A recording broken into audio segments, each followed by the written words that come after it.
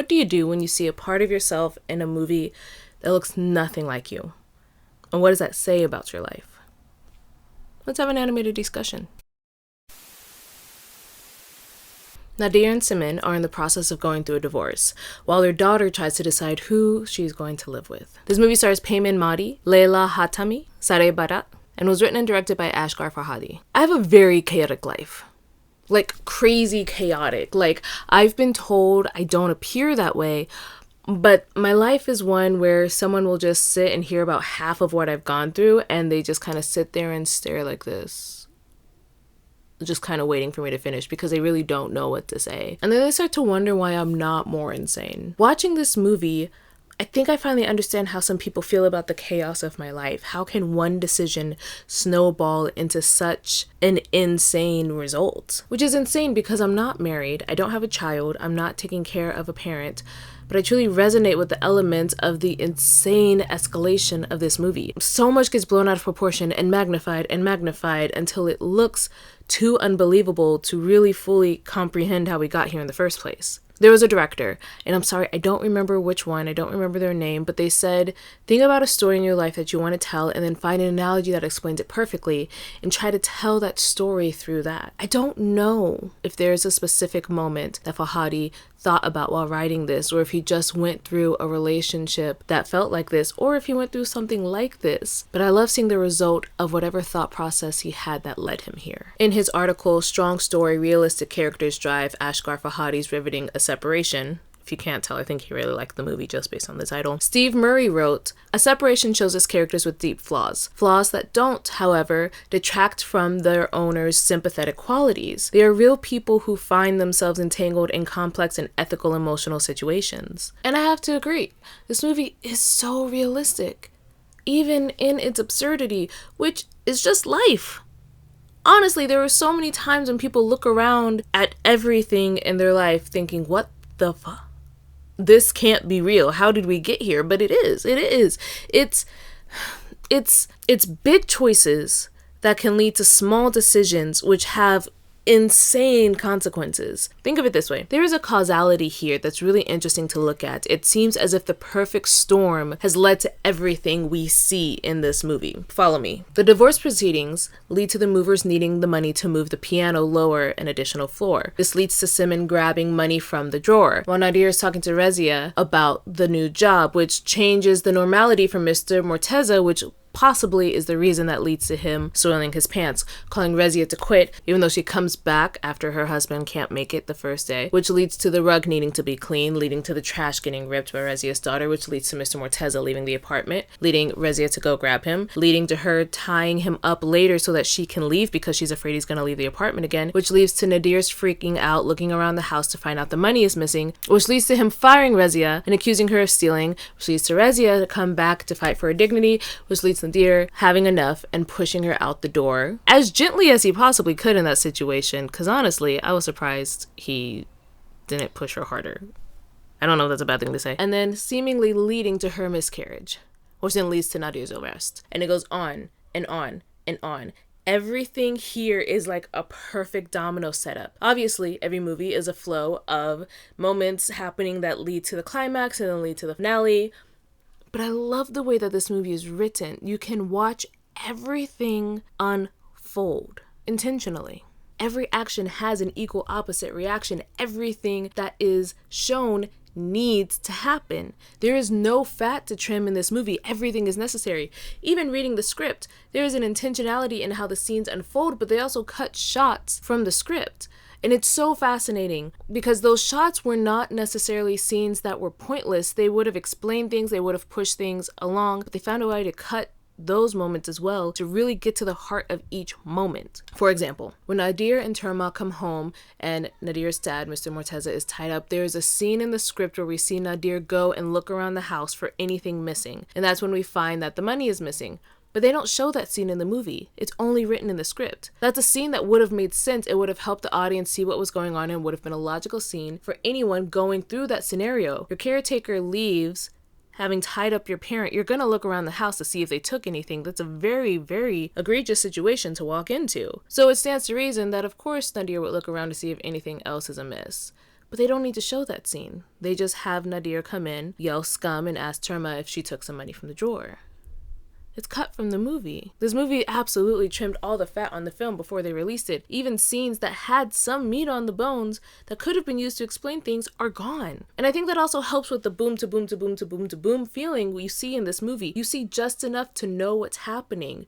And it's very important things that are happening, but not a dang thing more. And it's really impressive because everything leads to everything else. And you just kind of watch it unfold and it's like, well, yeah, it's crazy that we got here, but based on what I'm watching, it makes sense. I was trying to process how this was happening, how this happened in the movie. But I was at a sauna recently and my earrings had metal in them and I forgot to take them off. So I took them off and held them in my hand. But then when I held them, they got hot and they fell through the slats on the floor. Well, I couldn't reach them because they fell through the slats. So I had to go get help. But in order to go get help, I had to go put on like normal attire. So I went to go open my locker and left the rest of my stuff there because I was going to come back after I got the attendant, and left my locker unlocked. Well, when I left my locker unlocked and I went back, I was like, oh my gosh, someone could have stolen all my stuff. If they had stolen all my stuff, I was on a cruise. They had my passport. They would have had my passport. If they had my passport, I wouldn't have been able to leave the country. Thankfully, no one stole anything, but it was this moment of, oh, I get it. I get how one small decision,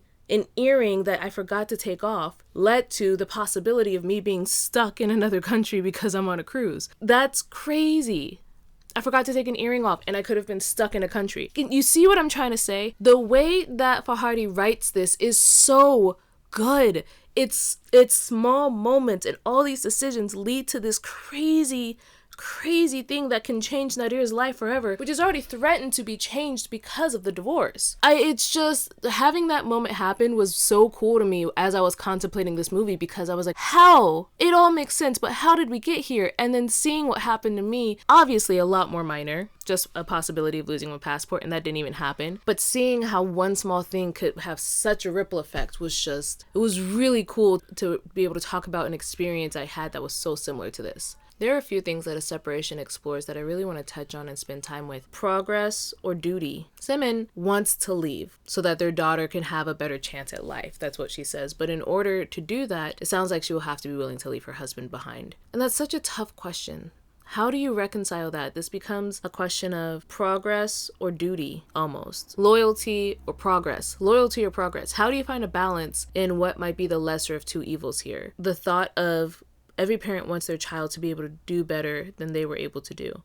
So I get Simon's thought process, but the thought of having to leave her husband in order to do that, it also becomes a question of what is better for Terma? Is it the thought of not having her father in her life so that she might have more opportunities, or having her father in her life without those opportunities? And it sucks to have to pick. How do you decide? How do you reconcile that? How do you find peace with losing one or the other? I feel like the easy option is to stay together as a unit. That's the easier option. Having to go to a completely new area that might give you more opportunities but do new challenges in that's not an easy choice. It's such a fascinating conversation to even have to have. I really enjoy just even having to have that question. I mean, I don't enjoy the question, obviously, but just the thought of how do you process that? How do you reconcile that? How do you figure out a solution to that? Family duty. I have to admit, as soon as Simon said his father has Alzheimer's, he doesn't even know that his son is around, I was gobsmacked. My mouth dropped. There's a heartlessness almost there that has to be acknowledged, to tell someone it doesn't matter who's taking care of your parent. He doesn't know you anyway. That's such a hurtful statement. That's such a painful statement. And it's a statement that lacks empathy. And I understand that she is frustrated, but I can't just sit here and think about that statement logically. There's no logic when it comes to caring for your partner and caring for your partner who's losing a parent. How do you process that? Like, that got me. I'm not gonna lie, that absolutely got me. It's painful. This reminds me of Make Way for Tomorrow, the one we reviewed a little while back, where the adult children separated their parents because no one wanted to take care of both of them. This again brings up the question, how should you forego the past?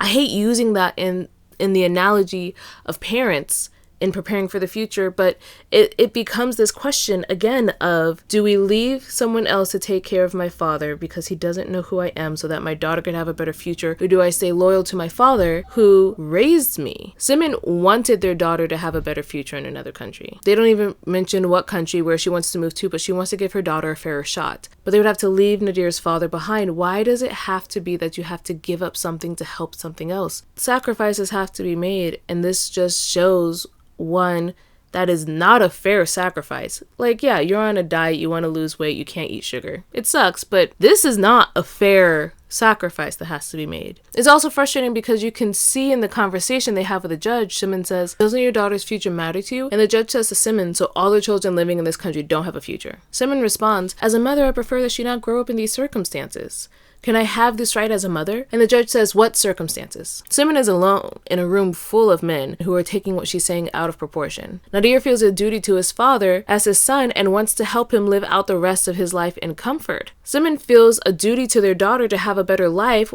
so she can have more opportunities. To be honest, I do think in some ways Nadir and Simon are both hiding behind someone. I think if they didn't have a daughter, Simon would still want to leave. And if his father wasn't a factor, Nadir would still want to stay. But they still both have very good points with their perspective ideologies. They both are trying to help fix, save, control, take care of someone. Control might not be the best word, but they both have very valid points here. I do think they are hiding behind someone, though. I do think Simon is hiding behind Terma, and I do think Nadir is hiding behind his father. That doesn't make those points less valid.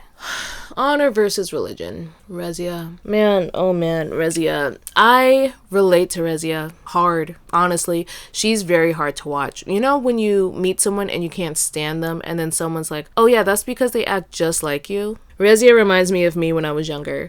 So that's why she's so hard to watch. She is someone who is never and was never allowed to speak up about what she needed. You can tell. She never tells anyone about the car accident. She doesn't tell Nadir that she's pregnant. She's also a liar. She lies constantly throughout the movie. She might have known Nadir heard the conversation about her being pregnant, but she did hide it initially. Based on the little we know about her relationship with her husband, it might be safe to assume that lying was a form of protection for herself. Her husband didn't seem the safest, even as he was beating himself up in the end so that he wouldn't hit her. He tries to be safer, but you can tell there's a journey there of his growth. Side note, I really want to talk about her husband's growth that you don't see.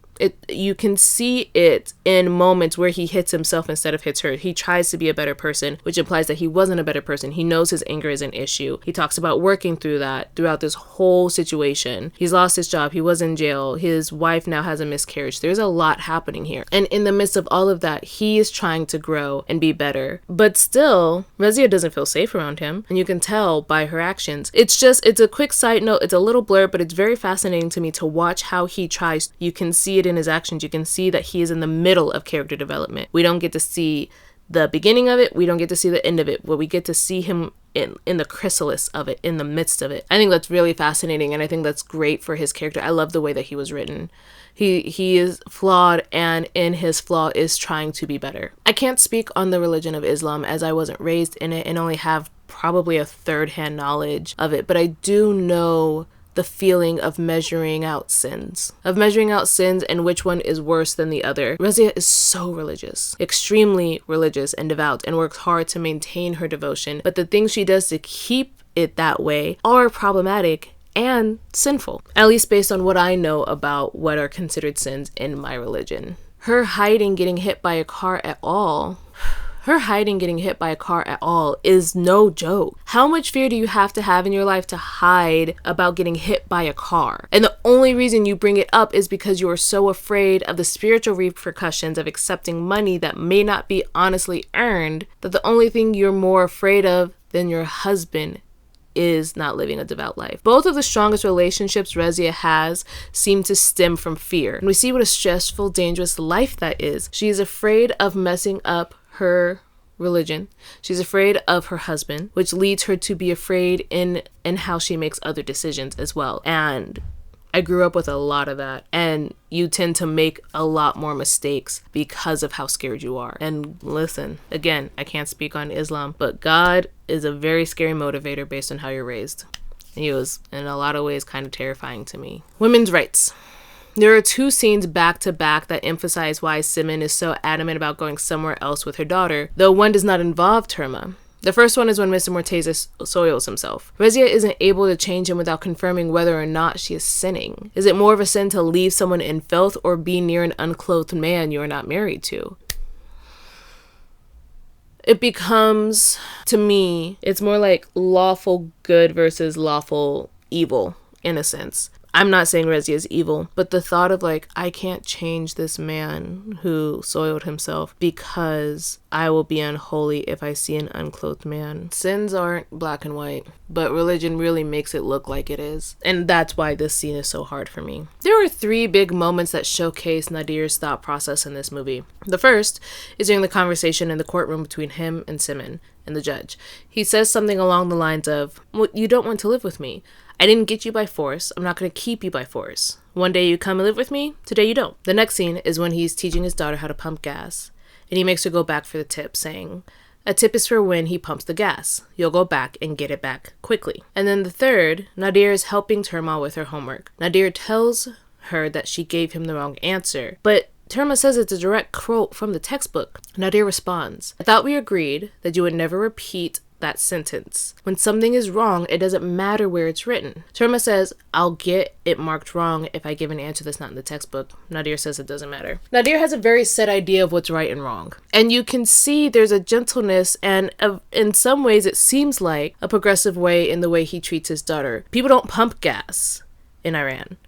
But he had his daughter pump the gas, and then he had her go back and fight for the tip because the guy didn't earn it, and then he gave her the tip because she's the one who pumped the gas. With Simon, he says, I didn't force you to have you. If you don't want to stay with me anymore, don't stay with me anymore. There's a sense of right and wrong and rigidity in their relationship, but also it's this idea of he wants what they want. I don't think he wants Simon to go. I think he does want Simon to stay, but he's not going to force her to stay. Nadir has a very set idea of what's right and wrong, and that gets challenged as the movie progresses. A lot. And you see him kind of bend and then go back to being rigid and bend and go back to being rigid in certain moments. When he gets accused of things, we do catch him in a lie. He did hear Rezia talk to the tutor, but he doesn't say anything. Which I think part of that is because she was hiding it. She didn't tell him. But I think that his personality is very fascinating and one that makes this so hard. Nadir's a good man. Simon says it in the beginning. She says, he's a good man. I don't want to leave him. If he wants to come with me, I'd love for him to come with me.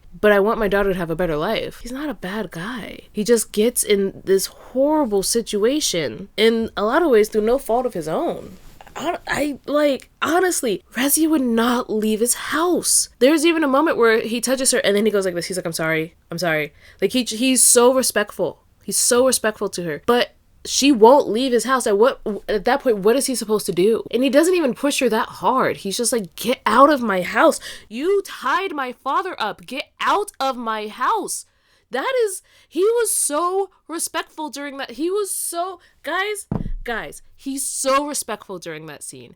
His father is tied up. If you read the script, his father's tied up, soiled himself again, and his teeth have fallen out. And it looks like he's been there for hours. That's what the script says. That's what is supposed to be portrayed. He saw his father in an extremely precarious and dangerous position and still respected Rezia in this moment and said, please leave my house. I'm not going to press charges. Even though you stole money, he thinks she stole the money. No matter through all of that, he is so respectful. And you could tell by how he cares about his daughter. That's a good man, Savannah. He's a good man. And in all of this, everything that happens affects him greatly. His wife wants to leave. He might lose his daughter. His dad doesn't remember who he is. He's now being charged with murder. His father gets hurt. He now has to pay money to this family. He is just trying to live his life. He's just trying to have a new normal.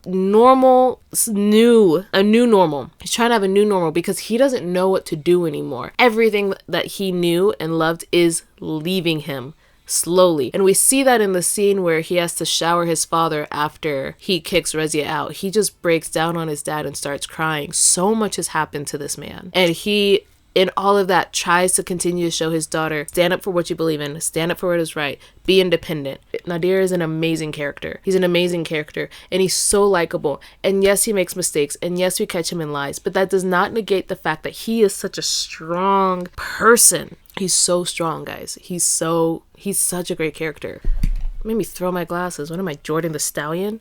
We don't get to see Simon as much in the movie. We don't get to spend as much time with her. It feels like a movie for the both of them. This is a movie for the both of them. But because Nadir is the one being accused and struggling with his father, Simon seems to kind of come and go throughout the movie. We don't really follow her. But the moments that Simon comes and goes are mental. They are huge. Think about it. Simon wants to take her daughter somewhere else. Simon is the one who wants the divorce so that she can take her daughter somewhere else. Simon is the one who takes the money out of the drawer that leads Nadir to think Rezia stole the money because they're not talking to each other, so she doesn't communicate that she took the money. Can I be honest? I didn't realize that that's where the money went until I looked it up later. And after that, my mind was blown. The answer, this is another thing that Fahadi did that was amazing. The answer was given before the question. The answer was given before the question, like 40 minutes before. Well, maybe not that much. 20 minutes before we find out the money is missing. We see where the money went. We don't even pay that much attention to it because it doesn't matter until the question comes up where Rezia's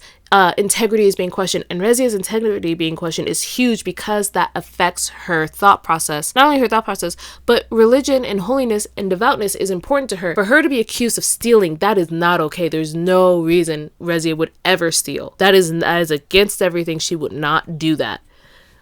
So to have the answer before the question is just gold. I got sidetracked, but that's just such a good moment. Simon referred Rezia to Nadir because of someone she knew. Simeon is the one who bails Nadir out of jail, and Simeon is the one Rezia tells that she doesn't think Nadir is the reason she had the miscarriage. Simeon is the only one who knows that Rezia got hit by a car. Every scene that Simeon is in is like baking soda added to vinegar. It just activates something else happening, which is fascinating because Nadir is a good man, but he can be very passive. Simon is like, let's make things happen. And in a lot of ways, opposites attract in relationships. There's usually a good cohesiveness where like strengths build others' weaknesses up. But in this case, because Simon is so go and Nadir is just trying to figure out solutions, it almost erodes everything in this very chaotic.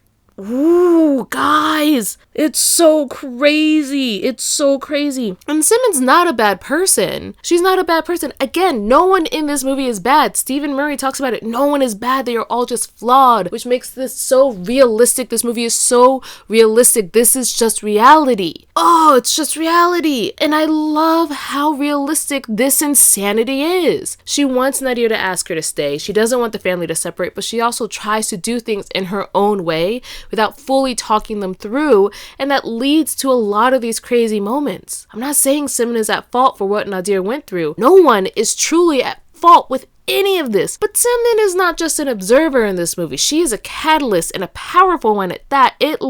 She helps move the story along because every decision she makes leads to something else crazy. And it is just, and it's not, again, she's not trying to do anything bad. She is just trying to make things happen. She is trying to find a solution for Nadir and his father, even though she's leaving. She's trying to find someone to take care of his father. She's trying to find a safe space for her daughter to flourish and grow. She tries to end this whole debacle with the miscarriage and just like, let's just pay the money. Let's say no more about it. She's trying to get her husband out of jail. If she's trying to divorce him, she doesn't have to worry about any of this, but she's still trying to take care of things. But it all goes not the best. And it's so fascinating because normally you can see when someone makes a decision, it's like, ooh, Molly, you in danger, girl. You're doing something terrible. She's not doing anything terrible. These are nice things that she's trying to do. The lying at the end, not the best. But this movie is so good. This movie is so good and so complicated, and I love it. I just love this movie so much. Whoa, man. Us not knowing who Terma picks at the end, I think is perfect. I also love this shot of Simon and Nadir separated by glass. It puts a period on the end of their relationship and emphasizes the movie title. There is a separation that has finally happened between the two of them. The credits rolling as they await the answer marks the end, but absolutely leaves it open-ended. For us, as well as Simon and Nadir, very few relationships end with a full closure. And we see that here. We don't get the closure on a lot of things in the movie. Who does Terma pick? Did Nadir and Simon actually have a real conversation about everything? Where does Simon decide to go? Will she go if Terma decides to stay with Nadir? Huge chapters of our lives often feel like the last few pages are ripped out or finished too early. I think this movie does an amazing job of putting the perfect period at the end while also leaving the audience curious for the right amount of more information. Sometimes in leaving things unanswered, directors leave a story with too many holes that don't make sense. This is the perfect amount of lack of information. This is the perfect amount of leave your audience wanting more. Don't make your audience stuffed, because if they have too much information, they're going to get bored. If they don't have enough information, they're going to get irritated. But you left them just enough so that they have the right amount of closure, but not fully. And Fahadi is phenomenal. He's a phenomenal director and writer. I am obsessed, and I'm so glad I got to read the script while writing my script for this episode, which I've gone off script so many times because this movie just like makes me crazy. But I'm a huge fan of Fahadi's work. A huge fan. I think he does what Neo-Italian realism started to do, but in a way that I can grasp it. And this is like what I love. If this is the evolution of Neo-Italian realism, yes, I get it. I understand it now. I get it because it's so real. It talks about real issues. It's so good, guys. It's so good. It's just so, guys, you guys have to see this movie. This movie is so good. It's so well written and complicated and simple. And it's simple in its complexity, and it's complicated in its simplicity. I am a huge fan of Fahadi. I can't wait to read more of his work. Just cannot wait to read more of his work. Overall, I give this movie a 4.7 out of 5 broken windows. This is such a thought-provoking movie and a realistic way to show just how hard life can spin out of control when one domino topples over the other. I feel like I'm almost hyping it up too much. I feel like people are going to watch this movie and be like, okay, yeah, it's good, because I'm so filing through all the details of this movie. I just want to keep talking about it. And I feel like people are going to be like, yeah, it's a good movie. I'm afraid of doing that for you guys, but I also don't want to stop talking about it. Blah. Anyways, it's fine. It's a chill, it's a movie. You might like it, you might not. Who knows? Whatever. Don't forget to like and subscribe. As always, I hope you guys have an amazing day. Please, if you've seen this movie, let me know your thoughts in the comments. I really want to talk to people about this movie. I'm thinking about starting a Discord. I think I've mentioned that before, but maybe a Discord where we can have like a day where we talk about movies after it's aired. Like on a Saturday, we have like a morning movie combo. I would love to find people to talk to about these movies. I would love to have these conversations. So let me know if you guys are interested in that. For the third and final time, don't forget to like and subscribe. I hope you guys have an amazing day, and see you later.